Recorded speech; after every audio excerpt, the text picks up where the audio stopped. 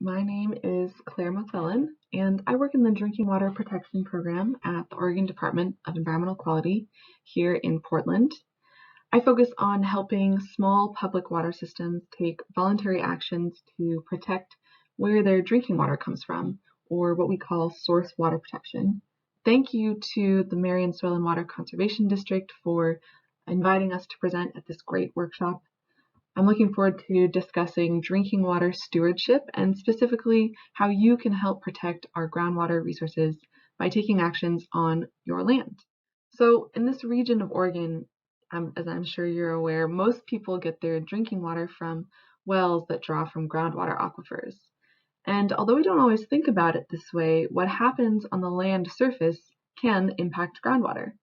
For example, this diagram shows that things like septic tanks, household hazardous waste, pesticides, livestock waste, and other potential sources of contamination can reach the aquifer by sinking through the soil, and those contaminants can be chemical. For example, nitrates are one type of contaminant that we think about in terms of drinking water, or bacterial, for example, E. coli or other coliform bacteria. And this map shows the surface area around a drinking water well, which contributes groundwater to that well's aquifer that it draws from. So the yellow circles show the zone on the land surface where contaminants that sink into the soil have the potential to reach that well's entry point into the aquifer within 2 years. So we call this the 2-year time of travel zone, is this outer yellow circle. For example, if septic systems exist within this yellow circle, within the drinking water source area, those could potentially be a source of bacterial or other contamination for this well if they're not properly maintained. And the green circles show the 10 and 15-year time of travel. So drinking water source areas are really large for most groundwater wells. And everybody wants clean and safe drinking water, right? So it makes sense to do everything we can to protect where it comes from. Which leads me to a big focus of the Drinking Water Protection Program at DEQ, which is what we call source water protection. And we define that as actions or strategies that mitigate potential sources of contamination in a drinking water source area. Source water protection can reduce water treatment needs and costs. And in fact, a US EPA study has found that preventative source water protection can be 5 to 200 times less expensive than cleaning up a contaminated water supply.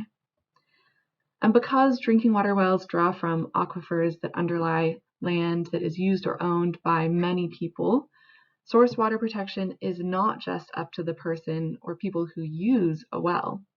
It is a community effort. So by adopting best practices on your land, you can protect drinking water not only for yourself, but also for your neighbors. Before I delve into the specifics of groundwater-friendly best practices that you can use on your land, I want to quickly define what we mean when we talk about public versus private water supplies. So in Oregon, a public water system serves more than 10 people or 3 connections, and it's regulated by the Oregon Health Authority under state rules or the EPA's Safe Drinking Water Act. Well maintenance and monitoring are required on a regular basis for public water systems.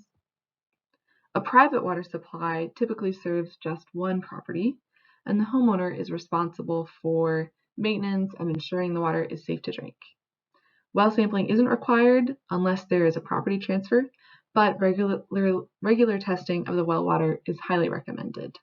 These maps provide an example of a contaminant that impacts both public and private water supplies in Oregon that we briefly talked about, which is nitrates. And nitrates can come from a variety of sources such as manure, septic systems, or other wastewater systems, pesticides, fertilizers, manufacturing, etc. And elevated levels of nitrates have been detected in drinking water wells across Oregon, as you can see in the map on the left. This data comes from real estate transaction data in which water quality information is recorded when wells on private properties change hands. Addresses and property information are, of course, kept confidential. And the map on the right shows nitrate levels in private wells in Marion County from that same real estate transaction data set, so it's essentially just zoomed in. 158 of the nitrate results in Marion County are at moderate to high levels of nitrates, which is above 3 milligrams per liter, so any yellow or red diamonds in the map on the right. And these moderate to high results are concentrated north of the Salem-Keizer area and southeast of Staten along the Santiam River area. The map on the right also shows that there are 174 public groundwater supplies providing drinking water, which are marked by brown and yellow circles in Marion County.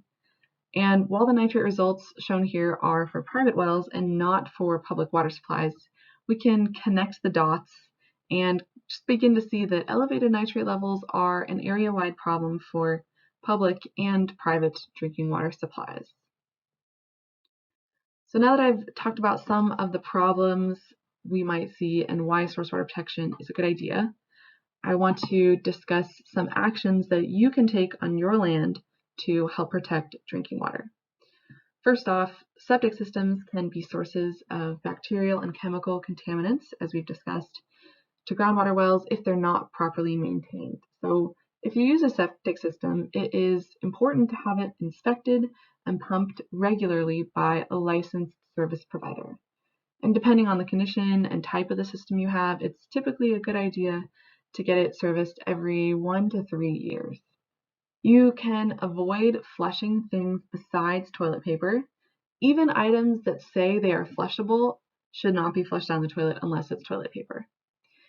You should avoid pouring fats and grease, chemicals, and solids down sink drains, as these can clog up the septic system and stop it from properly processing waste.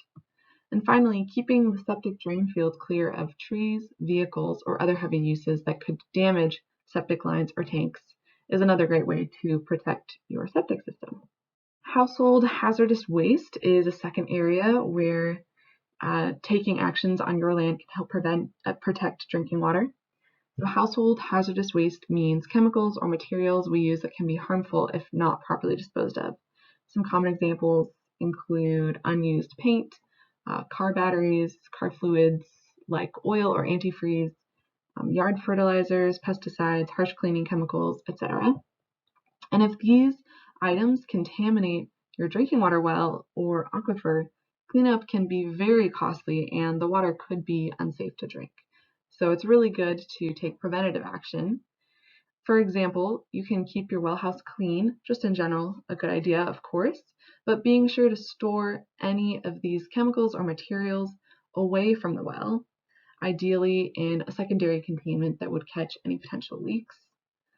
If you have any of these chemicals or items sitting around, you can bring them to a collection site for safe disposal. This is a picture of a household hazardous waste collection site in Oregon. And if you're a Marion County resident, this address is where the household hazardous waste collection site is located and their phone number. And you can bring any materials or chemicals that they accept for free disposal, in fact. And other counties have similar collection sites or recurring events for household hazardous waste collection. So be sure to look into that. And finally, just trying to use less toxic alternatives altogether will reduce the presence of household hazardous waste and protect drinking water. Unused wells can also be a source of contamination for groundwater. So as you can see in this diagram, an unused well that is not properly capped or shut down can essentially act as a straw into the aquifer through which contaminants can travel either through the surface or through the soil and reach the aquifer and potentially contaminate any active wells.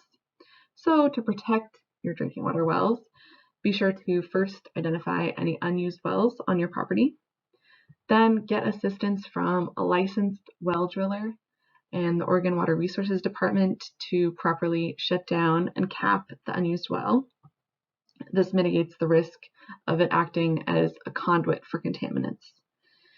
It is likely that funding will be available later this year to help people shut down unused and abandoned wells, since this has really been identified as a public health priority. So stay tuned for more information on that later this year. If you think you might have an unused well on your property, be sure to just be aware of that.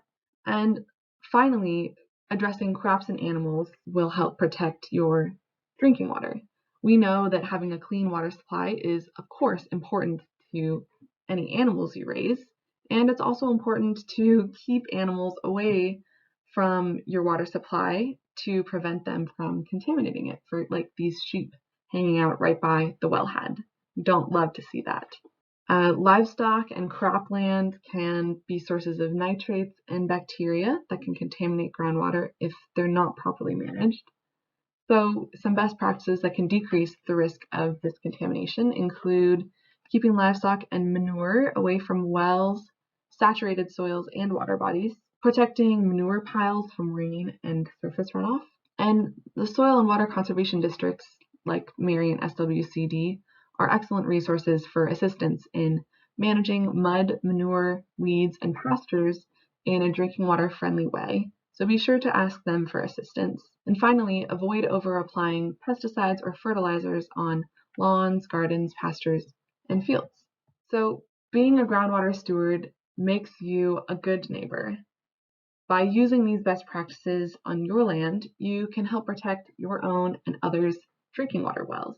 Thank you for watching this presentation, and please feel free to get in touch with the Drinking Water Protection Team at the DEQ with this email, or contact the Oregon Health Authority Drinking Water Services here, and find some other resources for private well owners from Oregon State University, Oregon Water Resources Department, and the Oregon Health Authority's Domestic Well Safety Program.